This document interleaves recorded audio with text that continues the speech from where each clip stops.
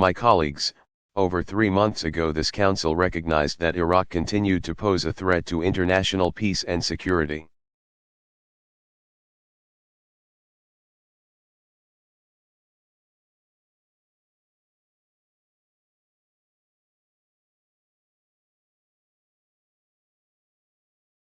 And that Iraq had been and remained in material breach of its disarmament obligations.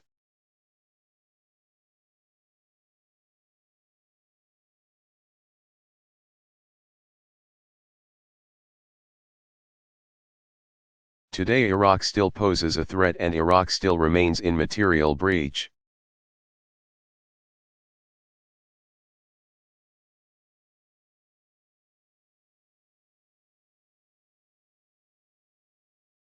Powell, indeed, by its failure to seize on its one last opportunity to come clean and disarm.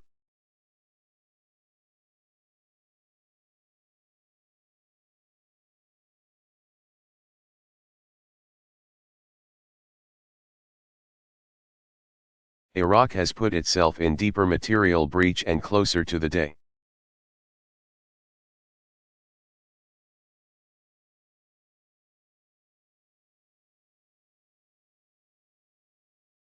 When it will face serious consequences for its continued defiance of this council.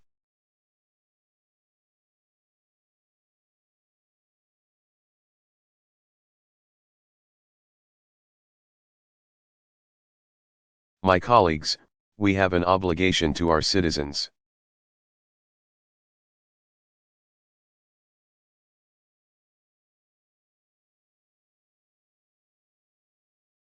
We have an obligation to this body to see that our resolutions are complied with.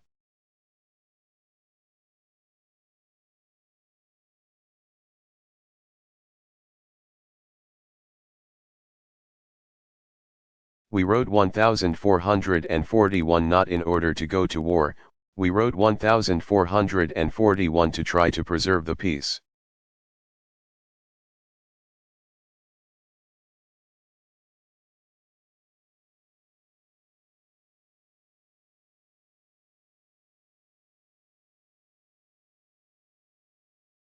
We wrote 1441 to give Iraq one last chance.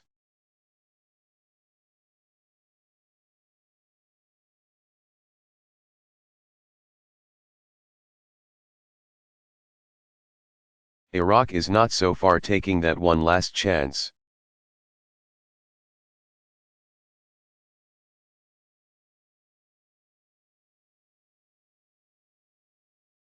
We must not shrink from whatever is ahead of us.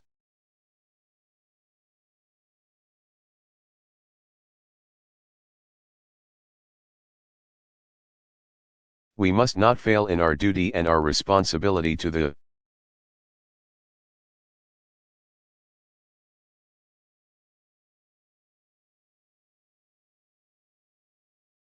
citizens of the countries that are represented by this body.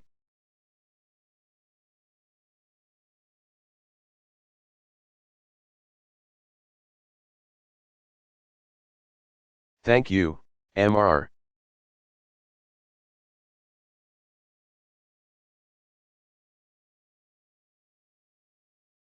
President.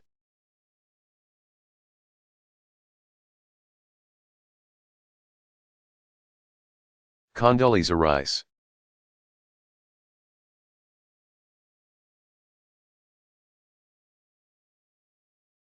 Riston Lecture and Q&A at the Manhattan Institute.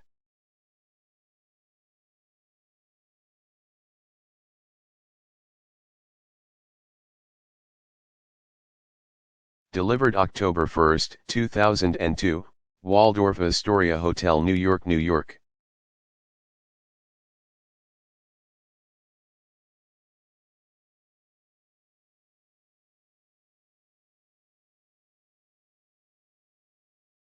Thank you very much.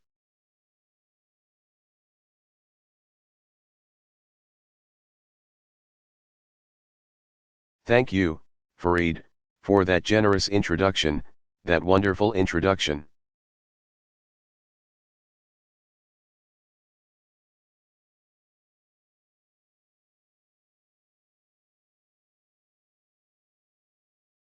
Like anyone interested in foreign policy, I follow Farid's columns and writings very closely.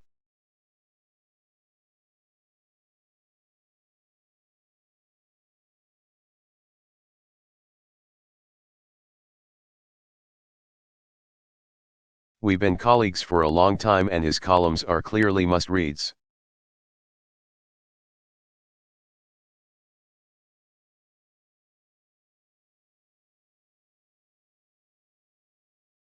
They're insightful, they're informative, most of the time they're measured.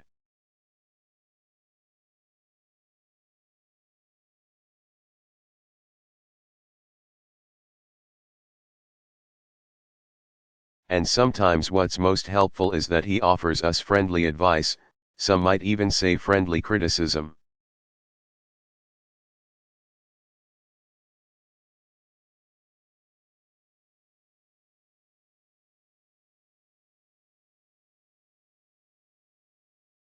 But from coming from such a good friend, it's good to get both, and thank you, Farid.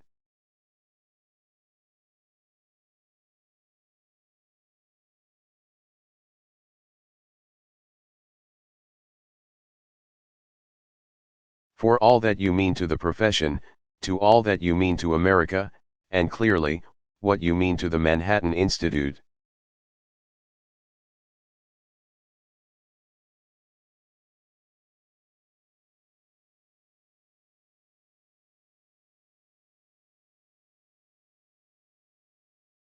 Thank you very much for that wonderful introduction.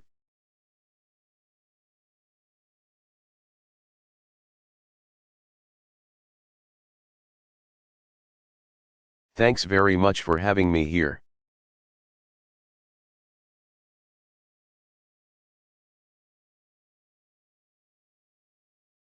To Roger Hertig, the chairman of the board of trustees of this great institute, Larry Mohn, the president of the Manhattan Institute.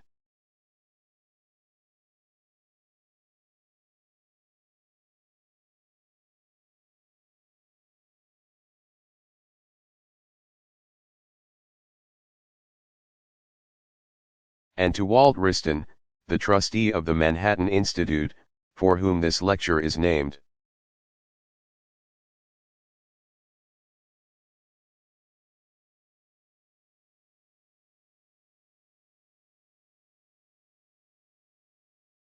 I'm honored to give a lecture named for you, sir.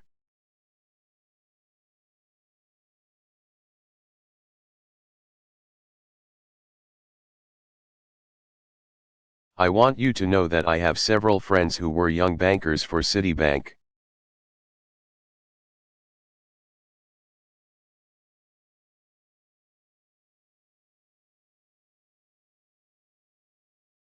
And they're now not so young because they're my friends, of course, but they do speak with great admiration for the stewardship that you had there.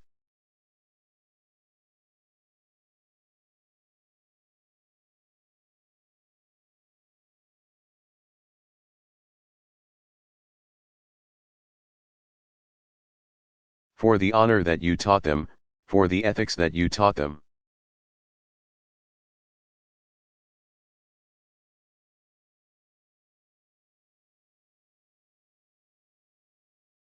Many, many people were touched by the time that you were there.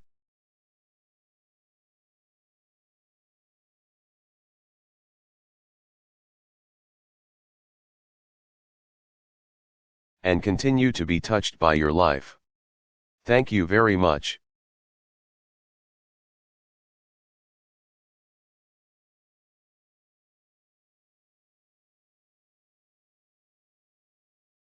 I'm very happy to be here in New York.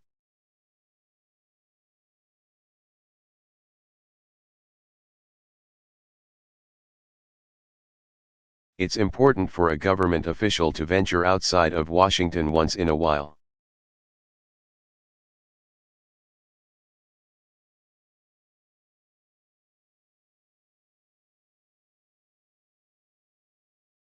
To get out and to talk to others in the country.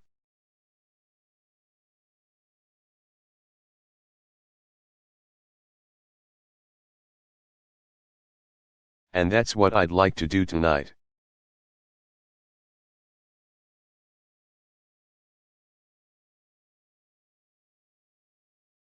The president probably said it best when talking about the national security strategy that Fareed mentioned.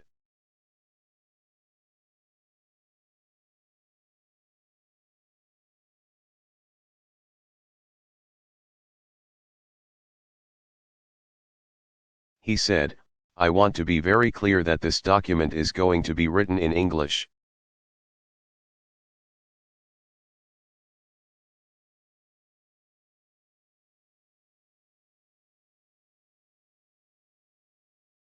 Not academic jargon. I didn't take it personally." He said, "This is the security strategy of the entire United States."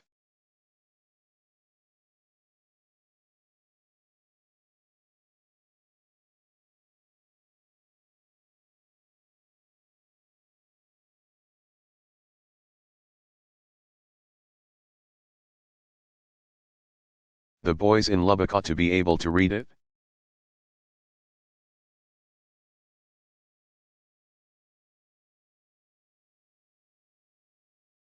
Well, Manhattan isn't Lubbock, but nonetheless it's the spirit that brings me here.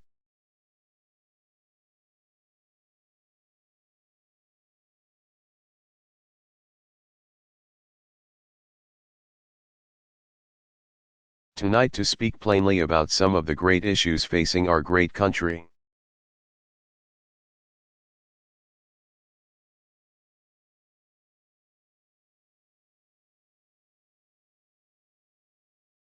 Riston lecturers are an eclectic group, but this is the first time, apparently.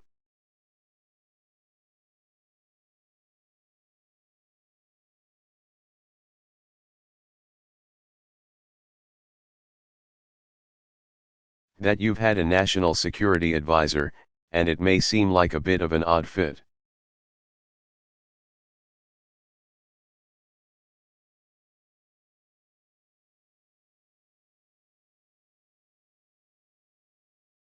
I know that the Manhattan Institute's expertise is not foreign policy.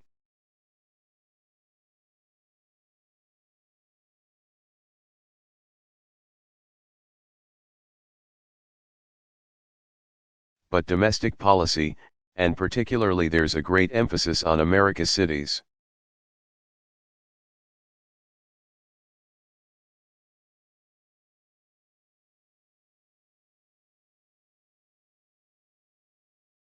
Yet there is a crucial intersection between what is done here and what I do.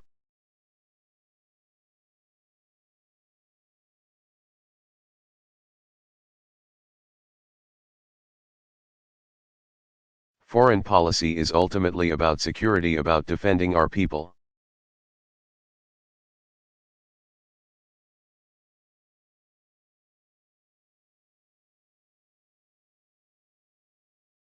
Our society, and our values, such as freedom, tolerance, openness, and diversity.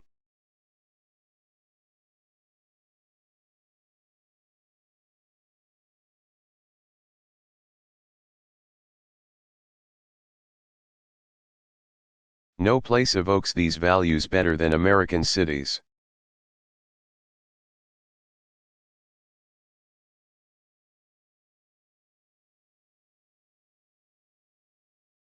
Here in New York, about a third of the population was born abroad.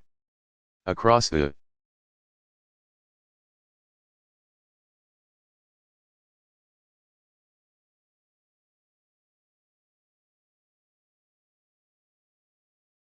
street from here is St. Bartholomew's Protestant Church. Go 3 blocks to the east.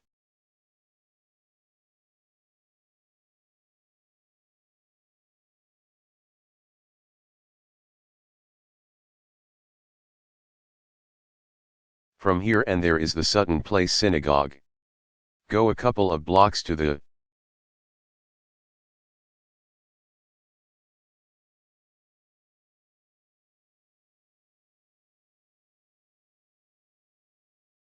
west, and you'll come to St.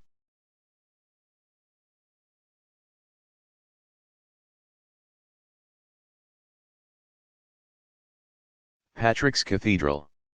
Over the bridge in Queens, you'll find a Hindu temple.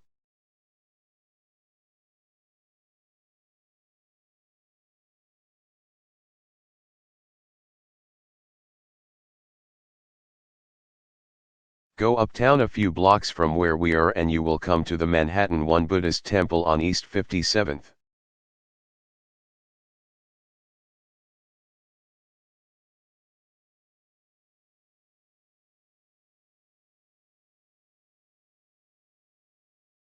And if you keep going north you will run into the Islamic Cultural Center on East 96th.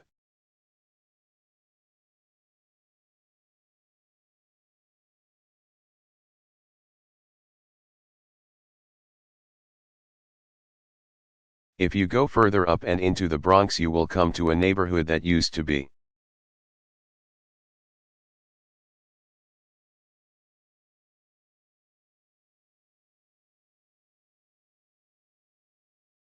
called Banana Kelly because it was a mix of immigrants from the Caribbean and from Ireland.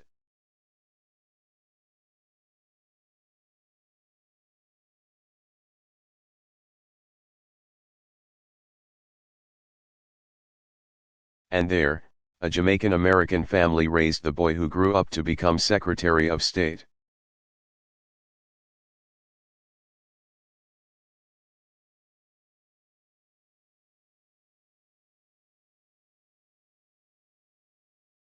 These facts stand as living rebukes to the extremism of the enemies that we face today, the mindset.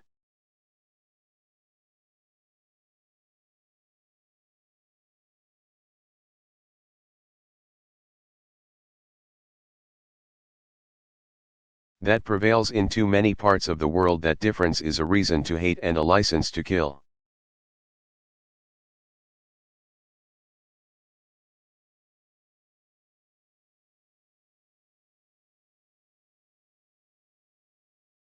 America is proof that pluralism and tolerance are the foundation of true national greatness.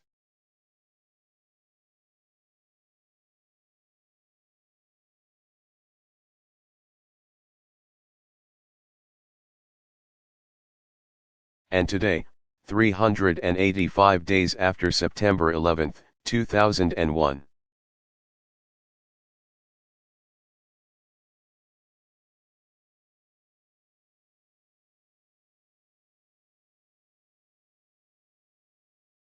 It is clear that our commitment to our ideals is stronger than ever.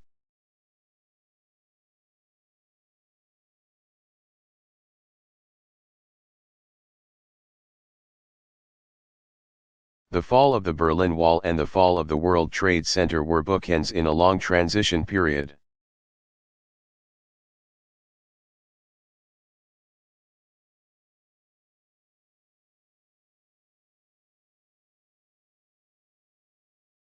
From the fall of the Soviet Union and the end of the Cold War until now.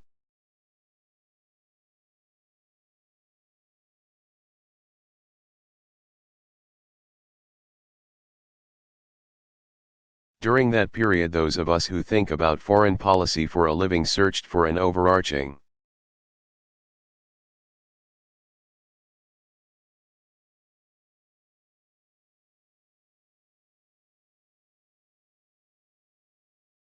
explanatory theory or framework that would describe the new threats and proper responses to them.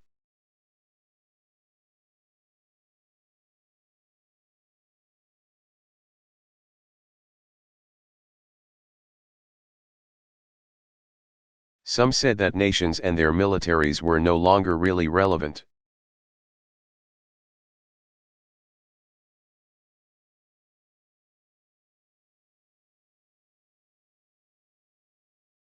Only global markets knitted together by new technologies matter.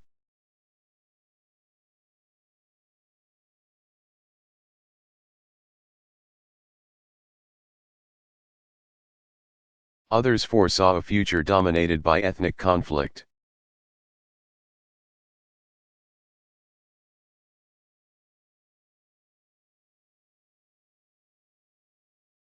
And some even thought that in the future the primary energies of America's armed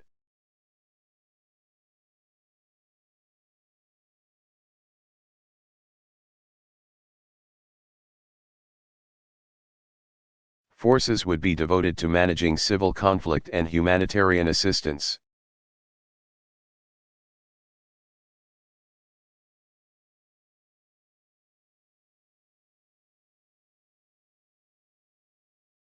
It will take years to understand the full import of the effects of September 11th.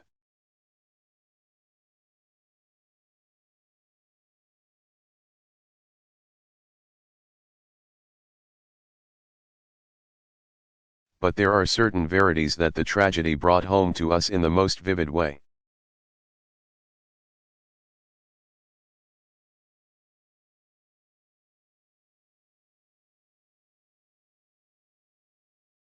Most fundamentally, 9/11 crystallized our vulnerability.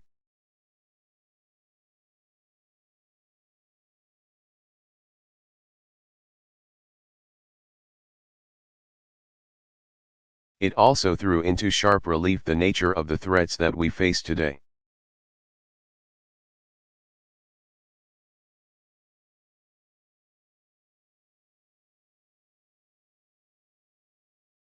Today's threats come less from massing armies than from small,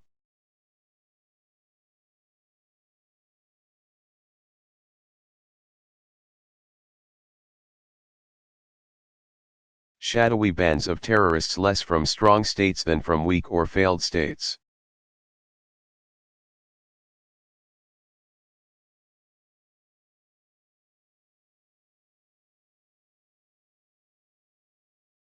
And after September 11th, there is no longer any doubt that today America faces an existential threat to our security and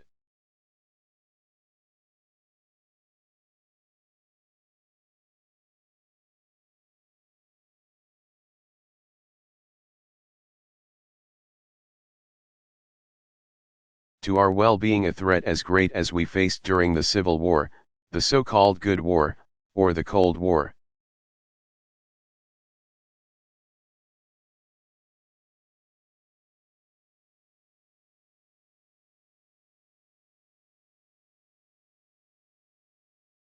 President Bush's new national security strategy offers a bold vision for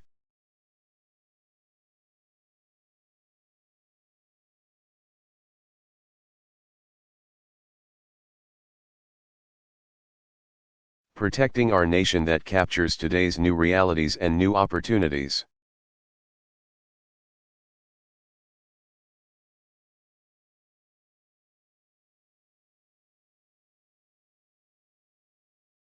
It calls on America to use our position of unparalleled strength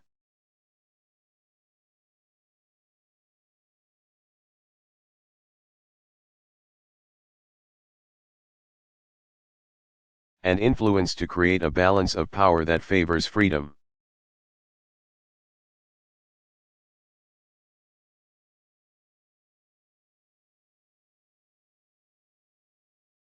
As the President says in the cover letter that he submits the document to Congress.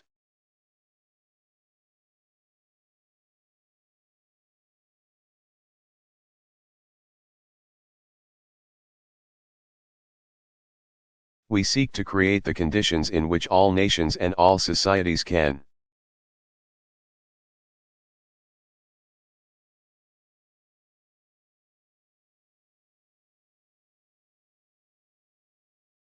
choose for themselves the rewards and the challenges of political and economic liberty.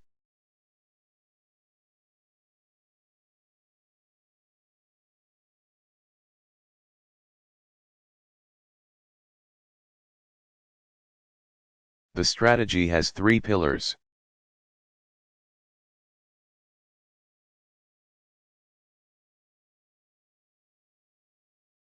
One, we will defend the peace by opposing and preventing violence by terrorists and outlaw regimes.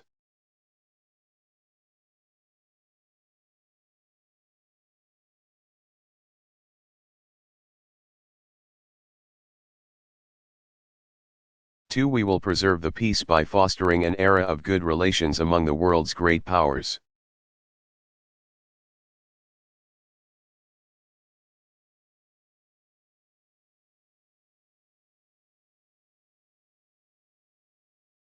Three, and we will extend the peace by seeking to extend the benefits of freedom and prosperity across the globe.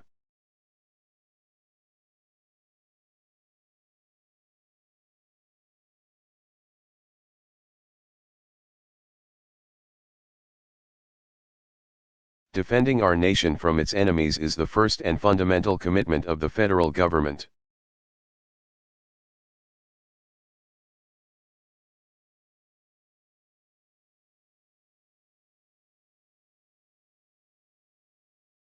And as the world's most powerful nation,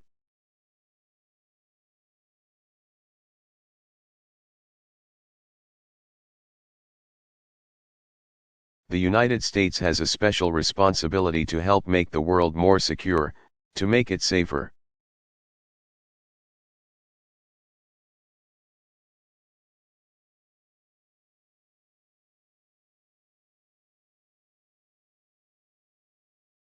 In fighting global terror, we are working with coalition partners on every continent.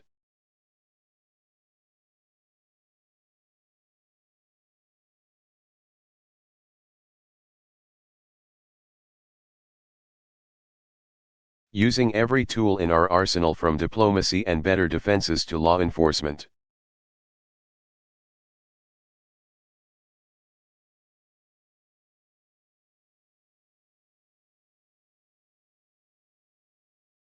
Intelligence, cutting off terrorist financing, and, when needed, military power.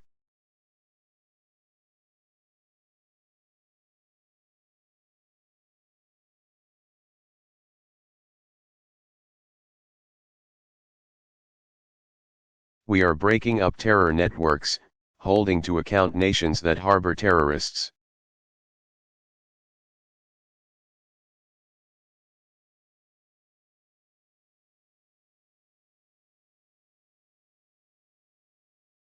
And confronting aggressive tyrants holding or seeking nuclear, chemical, and biological weapons that might be passed to terrorist allies.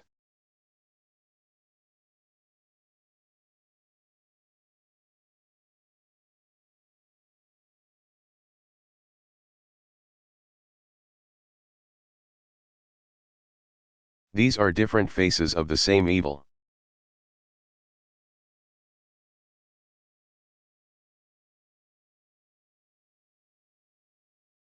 Terrorists need a place to plot, to train, and to organize.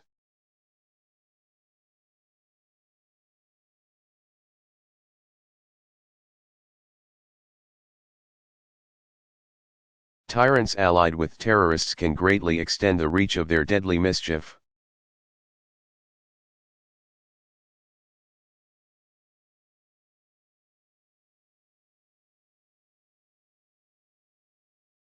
Terrorists allied with tyrants can acquire technologies allowing them to murder on an ever more massive scale.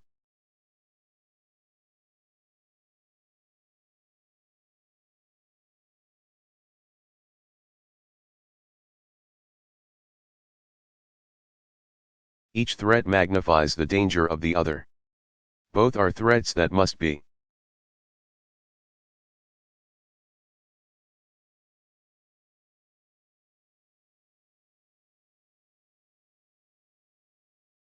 addressed, and the only path to safety is to effectively confront both terrorists and tyrants.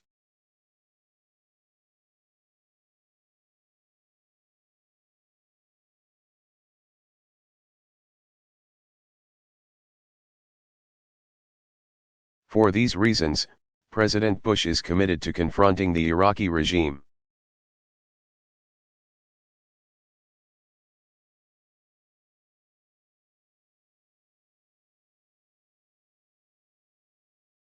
Which has defied the just demands of the world for over a decade.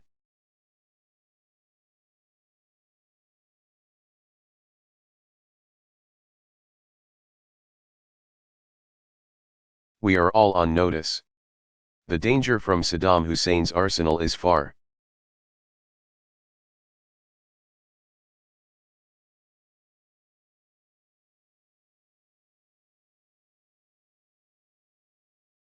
More clear than anything we could have foreseen prior to September 11th.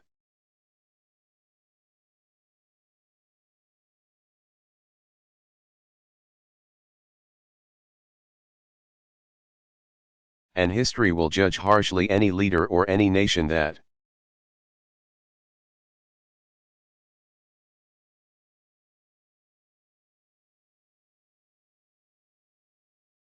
saw this dark cloud and sat by in complacency or in indecision.